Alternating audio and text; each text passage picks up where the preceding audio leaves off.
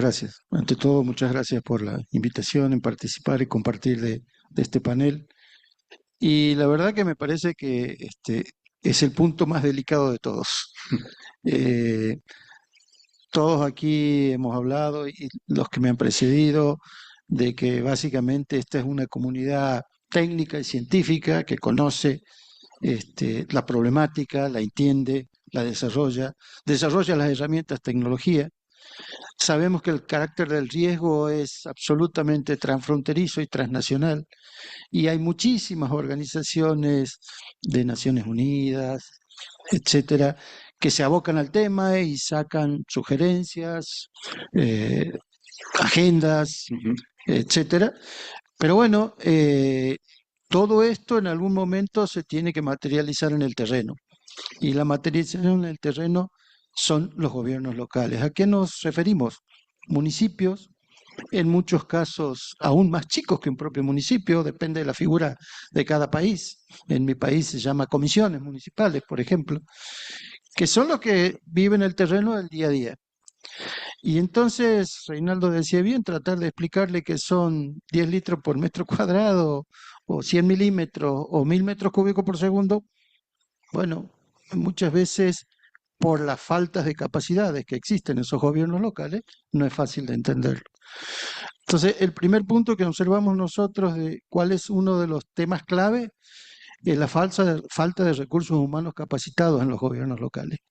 Es un tema que creo que en la experiencia que nosotros tenemos, al menos en mi país y algunos países de la región, es transversal y que, por supuesto, con el tiempo puede ir cambiando, pero es un tema absolutamente clave si se quiere entender y se quiere, de alguna manera, tratar de cambiar el estado de situación.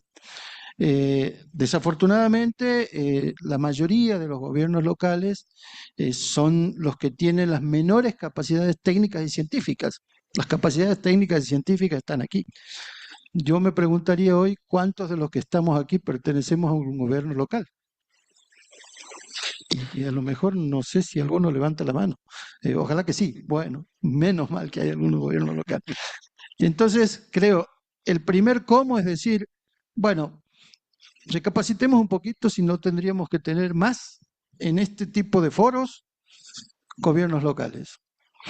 Porque si lo que tratamos aquí es de hacer entender de qué se trata el riesgo o cómo abordar el tema del riesgo, deberían estar de alguna manera representados aquellos que en su territorio lo tienen que hacer.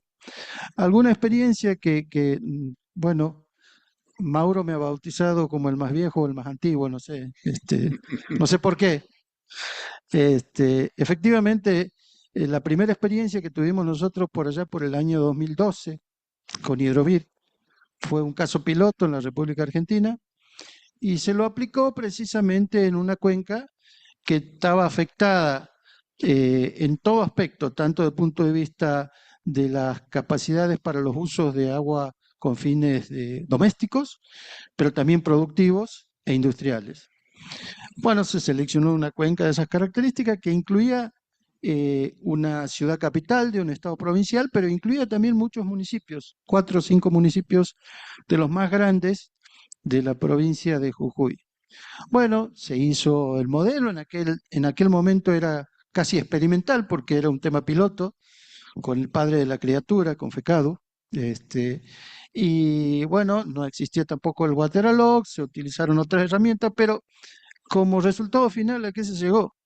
A que como producto de la ejecución del modelo y de la evaluación de los escenarios climáticos futuros, bueno, se pudo establecer una serie de dificultades en los próximos 30 o 40 años en riesgos asociados a uno de los extremos climáticos. Recién hablaban de crecidas, que lógicamente esos son fenómenos que impactan mucho porque son a corto plazo, pero las sequías son probablemente fenómenos que impactan a más largo plazo, pero que también se tienen que ocupar los gobiernos locales.